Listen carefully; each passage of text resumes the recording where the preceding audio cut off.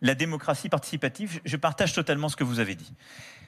Quelque part, c'est ce que nous sommes en train de faire. Ce que les uns et les autres, vous êtes en train de faire aussi dans vos communes.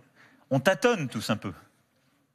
Mais on est en train de devoir construire une nouvelle forme de démocratie délibérative.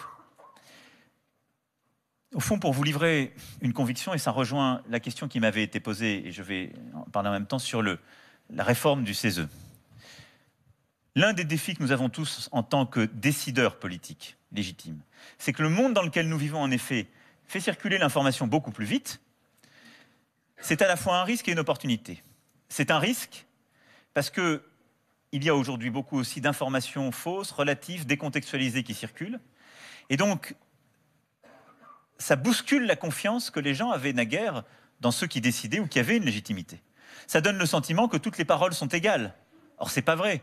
Quand on parle de sujets de dépendance, la parole d'un scientifique est plus crédible que la mienne. Je peux parler sur des sujets d'organisation, mais pas médicaux. Quand on parle de sujets de transition environnementale, il faut une parole scientifique qui ne vaut pas la même que celle d'un simple citoyen.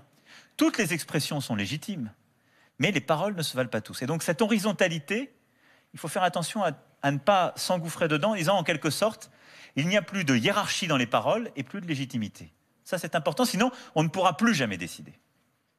Et de l'autre côté, c'est une opportunité, parce que si on arrive à faire circuler l'information véritable, les experts, ceux qui sont en situation de responsabilité comme vous, s'exprimant, et chacun sachant de là où il parle, et donc s'exprimant non pas de manière anonyme, mais en disant d'où il parle et qui il est, nos concitoyens, en effet, partagent beaucoup mieux la décision publique.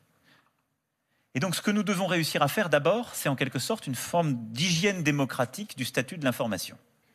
Je crois qu'on doit aller vers une levée progressive de toute forme d'anonymat, et je crois qu'on doit aller vers des processus où on sait distinguer quand même le vrai du faux, et où on doit savoir d'où les gens parlent et pourquoi ils disent des choses. Ça participe de cette transparence. Là, aujourd'hui, on a beaucoup d'informations, tout le temps, on ne sait pas d'où elles viennent.